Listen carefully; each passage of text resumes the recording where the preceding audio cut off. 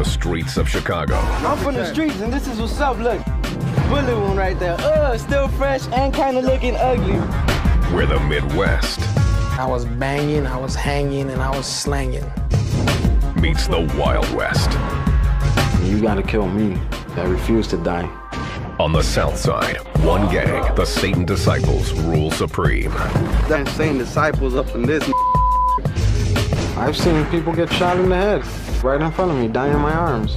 I hate everybody, all that oppose me. These gangsters worship just one thing. Money ain't mine, that's right. Chicago's South Side is the Devil's Playground. And survival of the fittest. That's what it's all about. Gangland.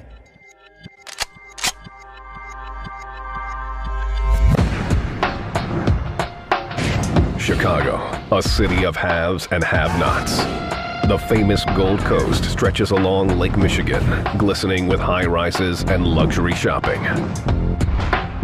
Yet just 5 miles away is Pilsen, a predominantly Hispanic working-class neighborhood. Roughly a third of its 40,000 residents fall below the poverty line. To them, Pilsen is simply El Barrio, a place where they feel forgotten. It's a biased system. It's a broken system. Something else is broken here. One gang has made this neighborhood a bloody battleground, a place where power is won and lost every day. T-Deuce killer, Cobra killer, Key killer, Rasa killer, Bishop killer, Ambro killer. They'd love to get rid of us, but they can't. We continue to multiply. They are the Satan Disciples, or SDs. Satan Disciples are known for their street-level drug operations and willingness to kill. Now they've spilled into the suburbs and more than 20 states. We're here all day, every day. Quit tricking, stop tricking on me. Everywhere, we worldwide, you know? It's just that we got different branches everywhere, you know? The different sets are structured under one umbrella, the Satan Disciples Nation. There's only one place, though, that these bangers call home. I look at Pilsen as the heart of the SDs, definitely. That's always gonna be motherland, always.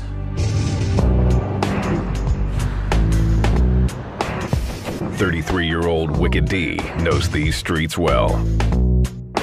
A high-ranking SD, he's been busted for stealing cars and armed robbery. If I have to use a gun, then I'm gonna use a gun. I'm gonna take their life before they take mine. Wicked D has been part of the SD family since he was 13. I was pretty much abandoned by my parents. Left me out in the hood. All the Satan Disciples organization, they took me and they raised me. They showed me how to become a man. Trick ass Ambros. Now he's the one schooling the new crop of gangbangers. I'm not gonna let anybody disrespect me and my shorties. That includes defending them to the death against their rivals. I've never been afraid of dying. If you're afraid of death, then this is the wrong game for you. And battling the cops. They can lock me up 24/7 hours a day, 365 days of the year. I'll be back on that corner the next day. And if you get rid of me, another me sprouts up. That's exactly what worries Chicago authorities. What do you do for money? I gangbang, that's all I do. That's all I do. Yeah, look at me, look at me, look at me. What's up? What it's about. The Satan Disciples are masters at hiding their dirty deeds. To keep the heat off, many of them, like Wicked D, have legitimate day jobs. What do you do for yourself for a living? What do I do? Marketing and sales, man. Marketing sales? Yo. To the SDs, cash is king, no matter how it's made. It's your choice. It's your freedom of your choice. If you have to sell drugs to make money, hey, then you sell drugs. If you want to work, hell, I make more working than I would selling drugs. Everybody makes money. Everybody gets money. The SDs work everywhere, from recording studios to construction. In their minds, they're entrepreneurs. Which means the business next door might be run by gangsters. Don't matter what you do, you know. Some guys might not even sell drugs. Some guys might just be gangster-ass, but they run legitimate businesses.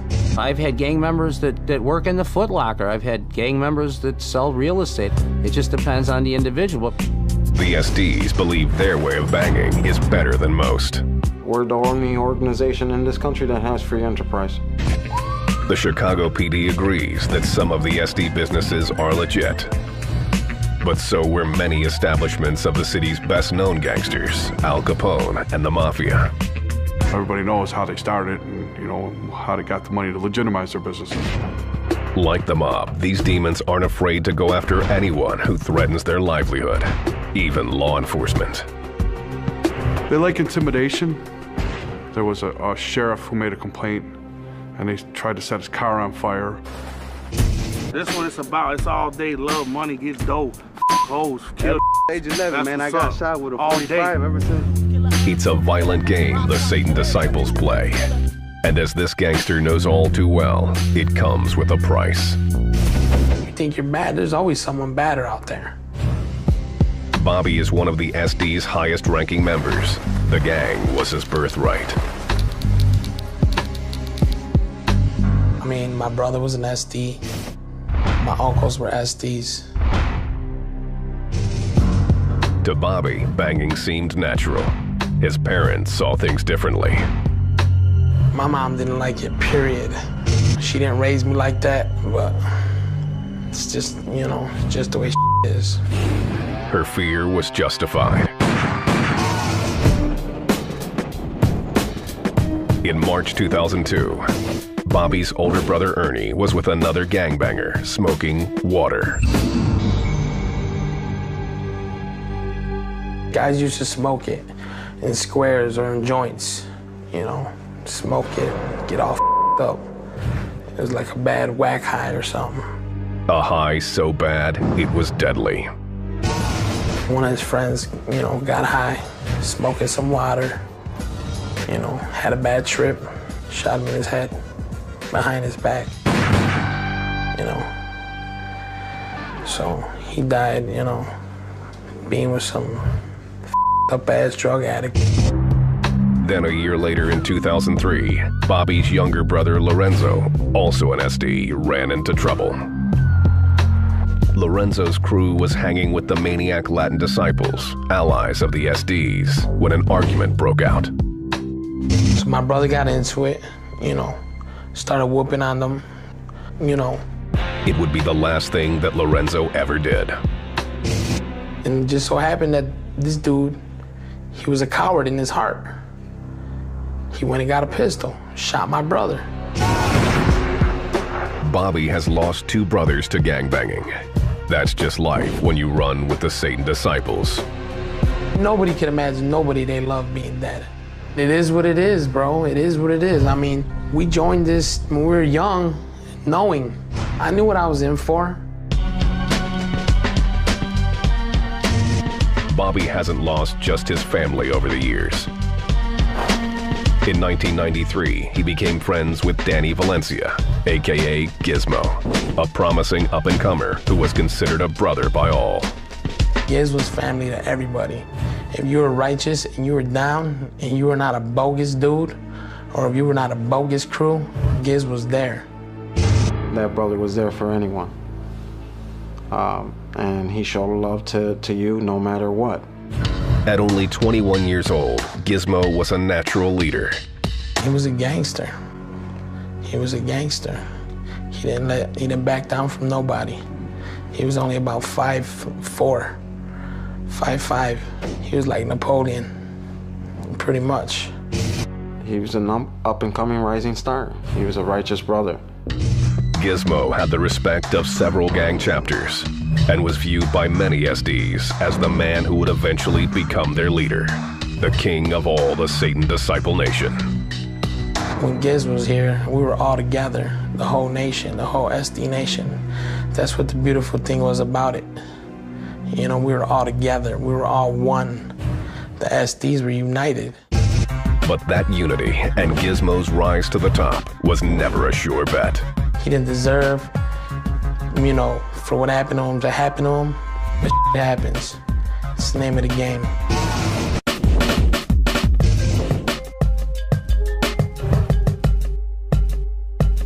On Chicago's South Side, in the neighborhood of Pilsen, one gang rules the streets. We the beast in Pilsen. We the real around Pilsen. We don't hide our faces. We don't trick. We don't tell nothing. 60-year-old Ray is an original gangster with the Satan Disciples, or SDs. We had respect, mostly, you know? Like, they feared us. The son of a Mexican immigrant, Ray grew up in Pilsen during the 1950s. My mom beat the hell out of me every day. Broke rooms, big, thick rooms, not the ones they got nowadays. The fights at home mirrored the violence on the streets. Racial tensions were high in the predominantly white neighborhood. Puerto Ricans and Mexicans were moving in, and many white residents fled. Those that stayed were less than welcoming. If you're Hispanic or black, you're gonna be spit on a lot. Gangs formed for protection, including the Latin Kings and the Vice Lords. In 1960, 12-year-old Ray wanted in on the action. He and about 12 friends formed their own gang. We had a lot of fights with a lot of people, and then we couldn't go past a certain district, so we had to stick together. It's just like, you know, kids at a playground, you know, getting into fights and shit. You know, once you dislike that individual, you're never gonna like them again. Their first step, choosing a name that would inspire fear in their rivals. Just the Satan Disciples. The Satan sounds bad, you know? The name came with symbols. They modeled their major one, the devil, on a 1950s comic book character. We were always reading comic books. With a little devil, you know, like a little scoundrel, you know? You see the Diaper Devils here. Diaper Devils have been in our history for as long as when we first began. Ray's Catholic mother feared her son's affiliation with the devil. She and a friend attempted to perform an exorcism on Pilsen's newest gangbanger. They threw me in a bathtub. Started spitting at me.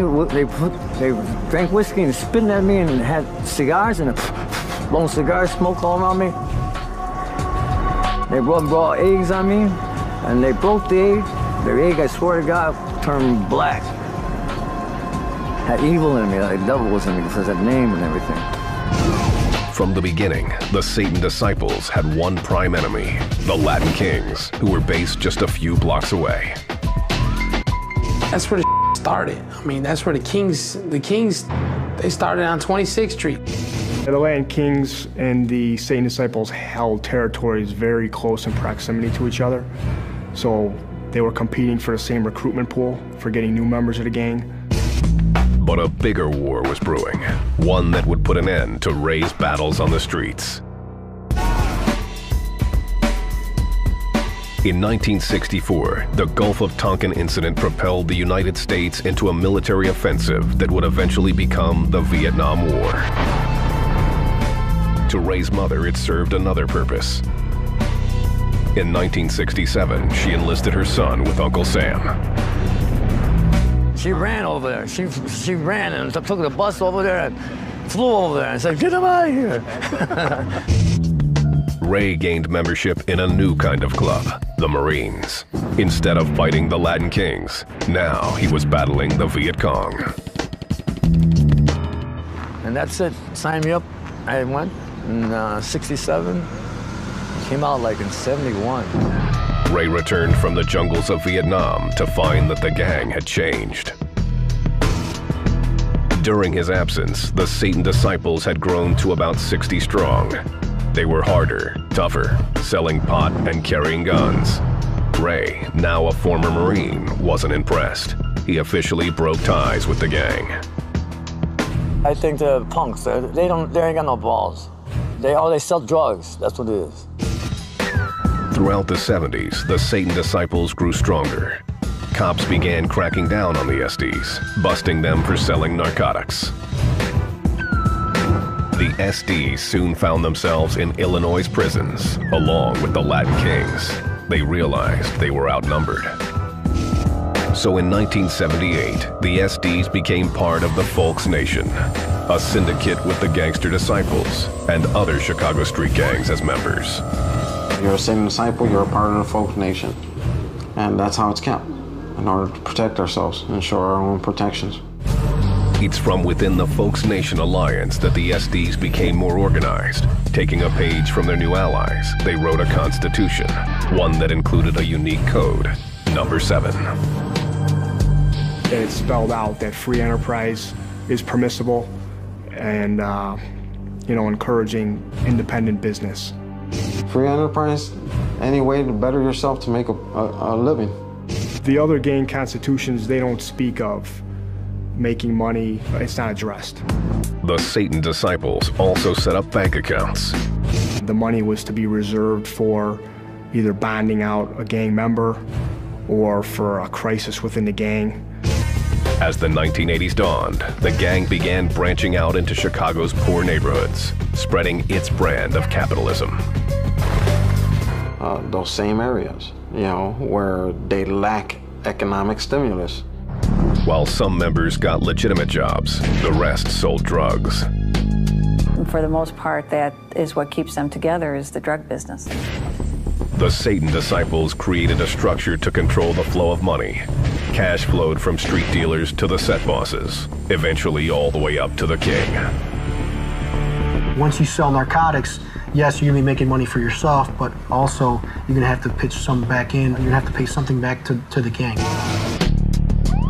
In the early 80s, one gangbanger rose to the top, Agapito Villalobos, King Aggie. Every Satan Disciple that's an active Satan Disciple knows who King Aggie is, even though they don't know who he is, but they'll know his name. It's almost as being you're the CEO of a business. He would be the one that would do the orders. In 1983, Aggie was sent to the pen for armed robbery. Even behind bars, his power remained untouched. When Aggie said the word, the disciples did it, including his orders for hits. If you have power, you have control. If you have control, then you're the man. And that's what Aggie had back then. King Aggie, leader of all Satan Disciples, the entire Satan Disciple Nation. It was under Aggie's reign that the Satan Disciples drug operation grew to include cocaine. I think all the gangs were heavy players in the drug trades because the cocaine explosion caused so much product to be out on the streets in Chicago. These traffickers needed somebody to move it, so naturally they turned to the gangs. During the 1990s, the SD's empire grew, along with their bank accounts. New sets began popping up across the city and into the suburbs. I can't really give a number, but I know we're thousands deep, thousands. We were the major. Everybody respected us. At 14 years old, Bobby helped start up a new chapter in the nearby suburb of Cicero. Man, we got down on motherfuckers. You know what I'm saying? We got down. I had my backup from the city, my uncle, all my people over there. Help me out, whatever you need. In Pilsen, kids like Wicked D were used to the threat of violence. When I was a little bit younger, I used to be afraid. To walk around, see a bunch of niggas on the corner, hanging around, walking around with guns. I got used to seeing it all the time. It just became a normal day of life, everyday life. Overseeing the SD's growth was a charismatic young gangbanger named Danny Gizmo Valencia. He ran things on the outside while King Aggie was behind bars. Valencia was second in command and obviously, taking care of things when the leader was in jail. He didn't let nobody with him or his nation. Nobody. If somebody had a problem, it don't matter what side of town. South side, all the way to Aurora. You had a problem, Giz was gonna be there. And Giz was gonna make sure that we were on the winning side. Gizmo had a lot of knowledge. He was there when you needed him. Just because of the power he held, didn't matter to him. His power did matter to one person, King Aggie. To him, Gizmo was an upstart who hadn't put in the necessary work.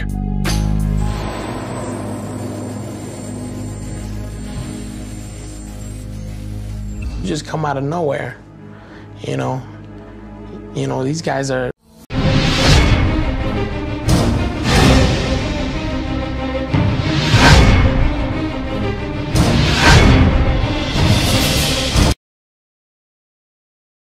SDs for 20 years, and they've put in a lot of SD work, a lot of nation business.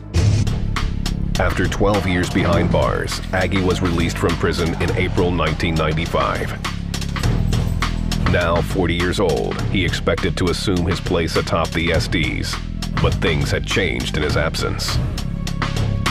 By the time that Agapito got out, I think there is some kind of a little generation gap. A divide began growing, pitting the young guns against the old guard. It all came to a head at a gang meeting in November. King Aggie wanted to use gang money to purchase guns, with him overseeing the process. One of the members questioned him, challenged him on the collection of dues, because the question was, hey, what exactly is our money going to? Word on the street was the king was using gang funds for his personal pleasure. So the question was he using the money for himself, or was he using the money for the gang's guns and whatever else they need? King Aggie took offense, but his challengers went one step further. One particular member actually said, we like Danny Valencia, and if you don't tell us what you're doing with this, we're going to vote him in as the leader of the gang and vote you down. At that point, prosecutors believe King Aggie made a pact with the devil. A handful of people knew it was coming.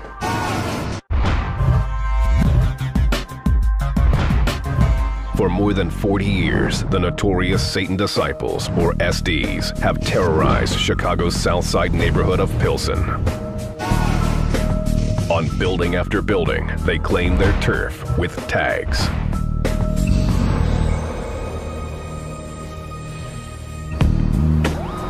Cook County investigator Franco Doma knows their markings well. Some of the things that you look for, if you notice up on the top there, it's got the two little, looks like the two horns. See, there's two horns on the left and one on the right. That's going to be a devil's head.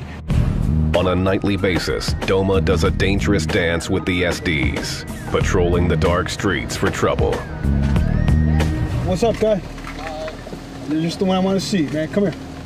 Ask me this, little rat. What is your primary income? What do you guys do to get money for the street gangs? We work.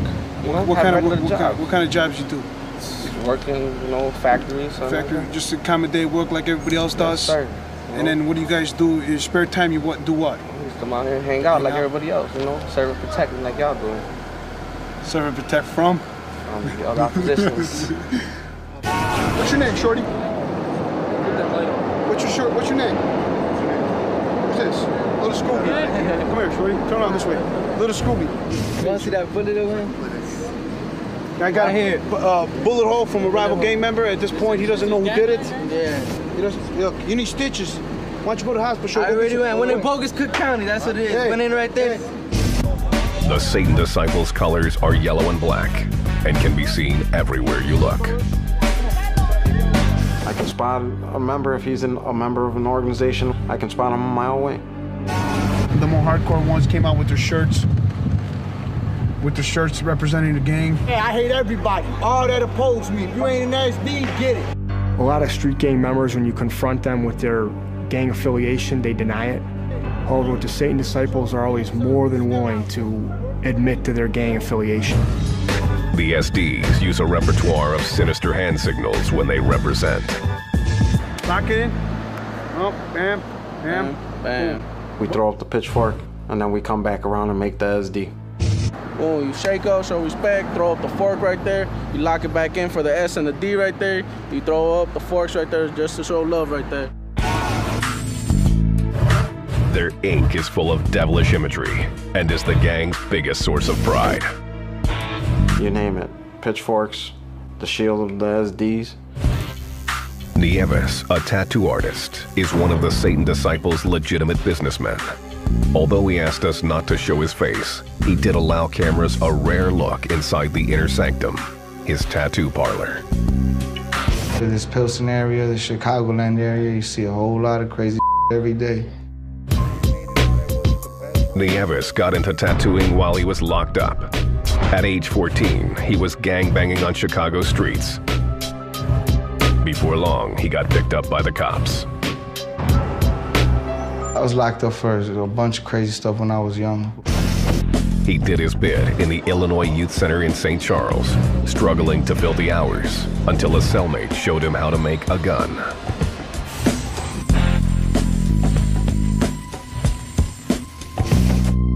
Somebody showed me how to make a gun real simple, and the next thing you know, I was tattooing every cellmate I had and myself.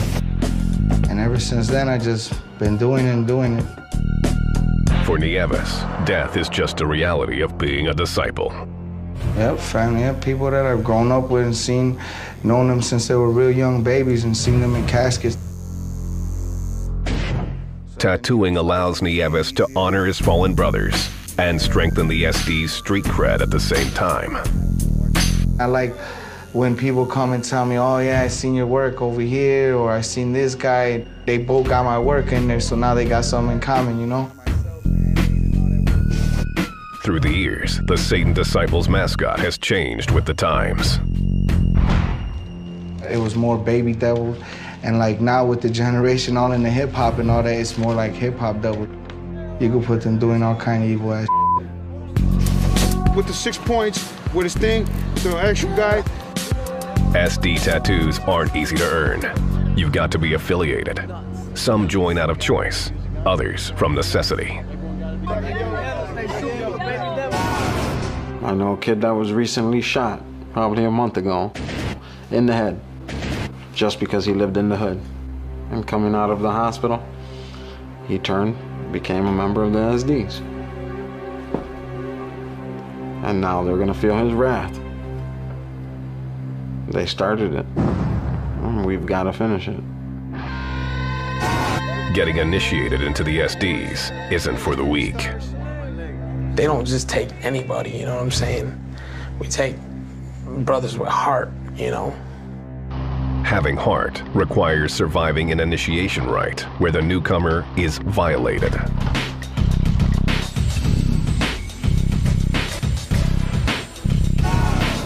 You get how you get violated, huh? You get your ass whooped. You know, you get your ass whooped by 4 or 5, depending how big the dude is. You know? Gotta make sure the is tough. The bigger the initiate, the more gang members involved, and the longer the beating. A couple minutes. Dude, it's like forever. You know? Once in, a new recruit has to follow the Satan Disciples' constitution. In addition to encouraging free enterprise, this document lays out the rules. No rape, no hard drug usage, and most importantly, no snitching. You know, tricking or becoming, you know, an informant is a very bad thing because it shows lack of trust, lack of confidence. And to us, that's a very important factor. All meetings must open and close with an oath and prayer. But who are these devil-wearing gangsters praying to? Something I probably wouldn't want to talk about? No. If the SDs worship anything, it's cold, hard cash. And they have the gang's blessing to do whatever it takes. Everybody does different. Some guys are just all out there doing whatever, taking care of whoever they gotta take care of. To the SDs, the real devil is the strong arm of the law. They want to keep us down. It's the system. It's all up. Chicago South Side, 1995. For more than a decade, Satan Disciple leader Agapito Villalobos, aka King Aggie, had overseen the gang's most lucrative years from behind bars. Now he was back on the streets and wanted to reclaim the throne, but the SDs weren't having it. The respect wasn't there. The respect wasn't there. On November 1st, at a Satan Disciples meeting, a member suggested that King Aggie step down and allow his right-hand man, a popular 23-year-old named Danny Gizmo Valencia, to take his place. So that meeting was held, and that meeting was very, for Villalobos, obviously, disturbing. The meeting broke up around 11 p.m. Just a few hours later, at 4 in the morning, Gizmo was summoned by the king. And he was paged to go back to Aggie's house. Gizmo drove to Aggie's home. He got out of the car, unaware of what was about to happen. When he arrived through the gangway, through the back from the alley, they actually shot him in the back. The man many SDs thought could lead them into the next millennium was executed. Gizmo got shot over 10 times in his face. Well, you know, in his head.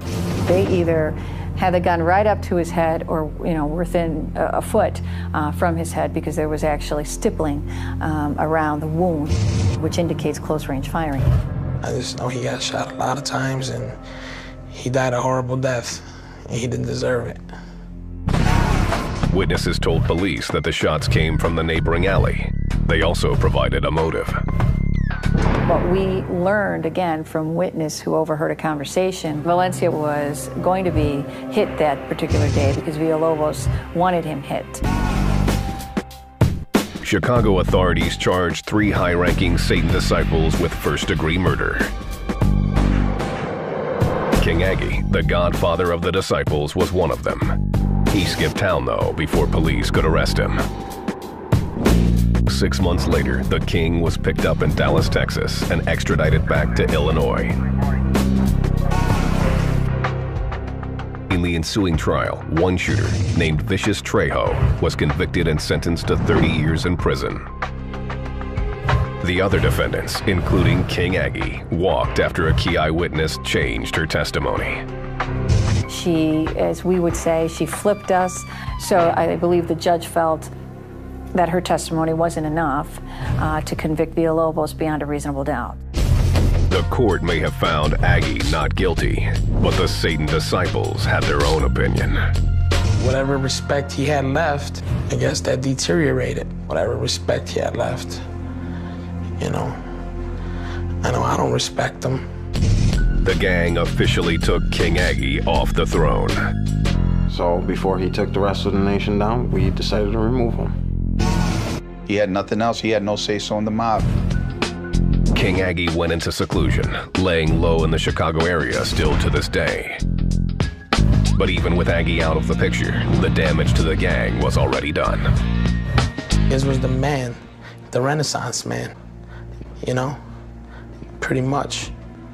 So, you know, when he got killed, you know, that was the worst thing that could have happened to us. Slowly, the infighting started. A lot of guys played both sides for a long time. At the turn of the century, a handful of SDs jockeyed for the top spot. With each new power struggle, the gang fractured a little more. The guys who wanted to run after they felt they had Giz out of the way, they weren't doing getting high, you know.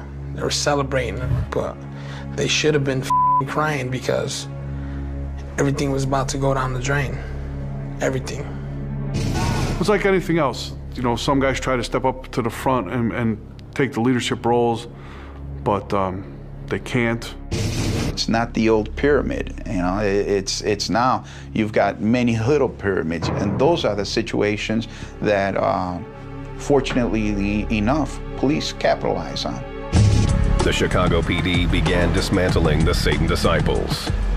With no primary leader, the gang fell into chaos.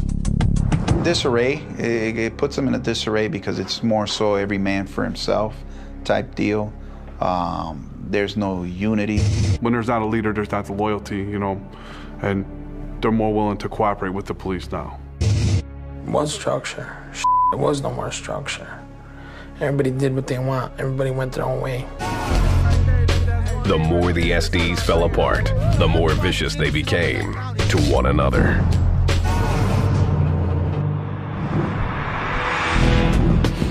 August 1999, in an apartment on the northwest side of Chicago, Satan disciple Teodoro Baez, aka Mandingo, got into an argument with fellow SD Juan Estrada over a drug deal. As Mandingo admitted in this interrogation video, things got out of control. At first, I tried to negotiate with him, and then when I felt negotiation was not possible, I reacted in a truly hostile manner. Mandingo pulled out a gun. Juan underestimated him. Shot Juan when he wasn't looking, you know. Mandingo continued the assault, stabbing Estrada 59 times with a samurai sword. His demonic rage didn't stop with Juan. Juan was, you know, had somebody with him, you know, that wrong place, wrong time for that person. That person was Juan's girlfriend, who had been waiting for him in his car. Mandingo lured her into the apartment and then stabbed her to death. He then took the samurai sword and dismembered both of their bodies. What did you do with the swords? I cleaned them up and left them around the house to try to think of some elaborate scheme to get rid of them. Mandingo spread Juan and his girlfriend's body parts all over town. Most of the woman's body was found by some West Side Railroad tracks, while Estrada's torso turned up in a vacant lot. What did you clean up with? Cleaning solution like 401, Fantastic, things like that. A few days later, the rest of Estrada's body was found floating in the Chicago River. Nobody deserves that. But he lost his life, she lost her life, and there will never be another dude like Juan. Mandingo was put on death row, and the Satan disciples continued to spiral downward. The only question was how low would they go? Chicago's a gangster city, gangster town. It's dangerous, gonna always be dangerous.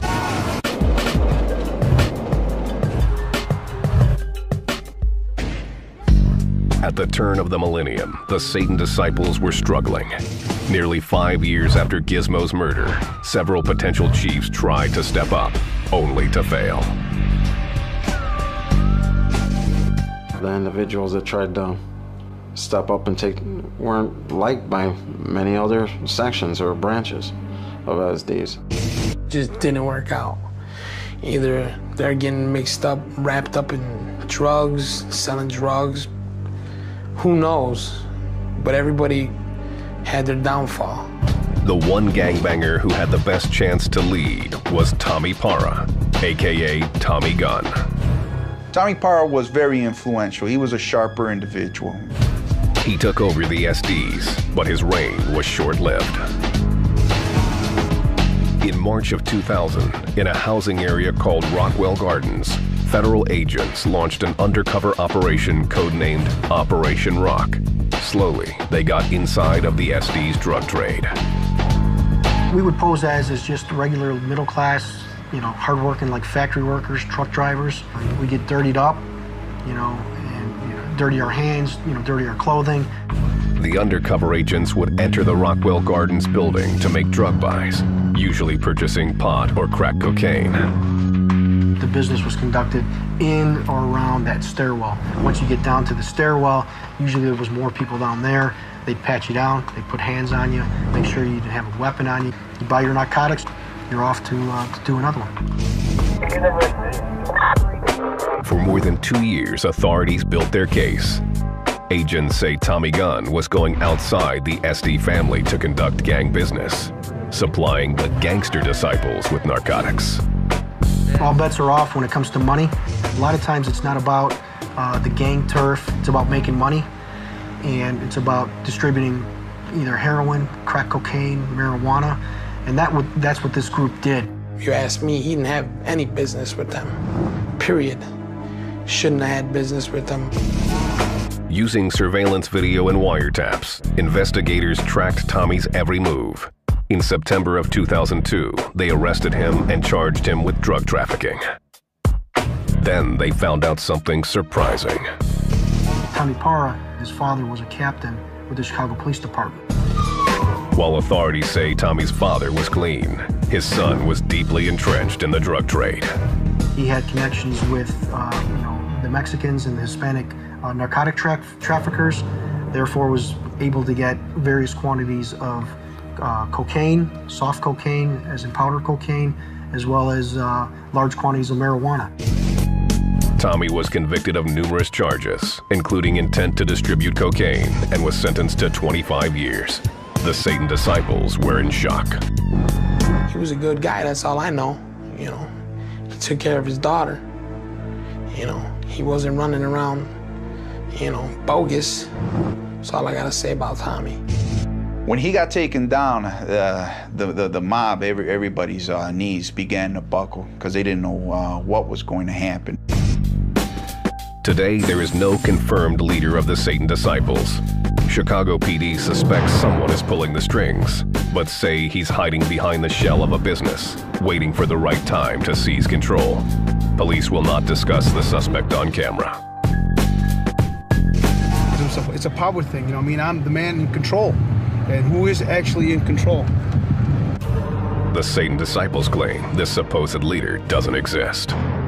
The power you give to one individual is too plentiful for one individual. Wicked D says the gang is evolving with the 21st century, substituting the CEO rule with rule by committee.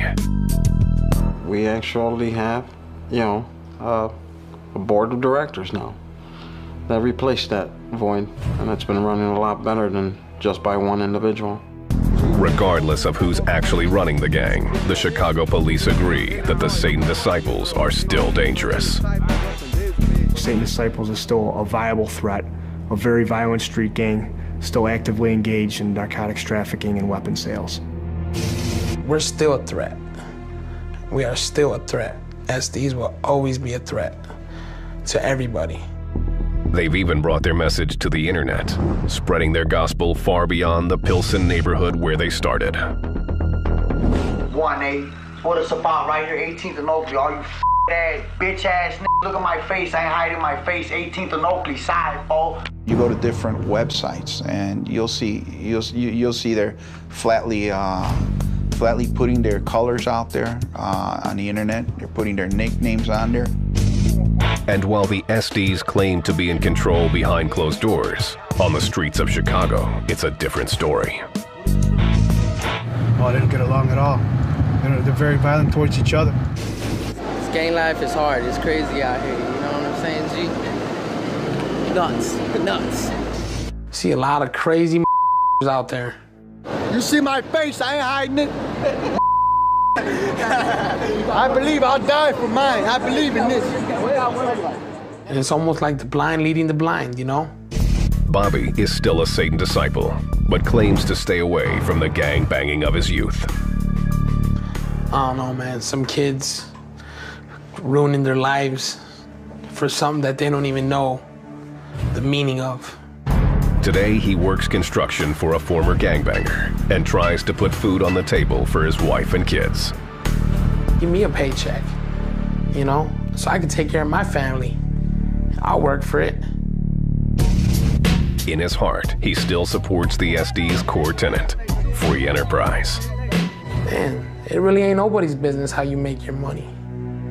You know, it ain't really nobody's business. And you do what you gotta do.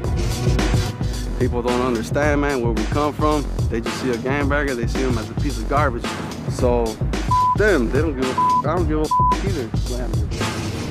Wicked D says he could never turn his back on the SDs. He's in for the long haul, even if it means losing his soul. I'll never leave. I'll never stop being a Satan disciple. I'm always gonna be an SD, whether I'm 60 or 100 years old. I'm gonna be an SD. They are my brothers, and I am my brother's keepers.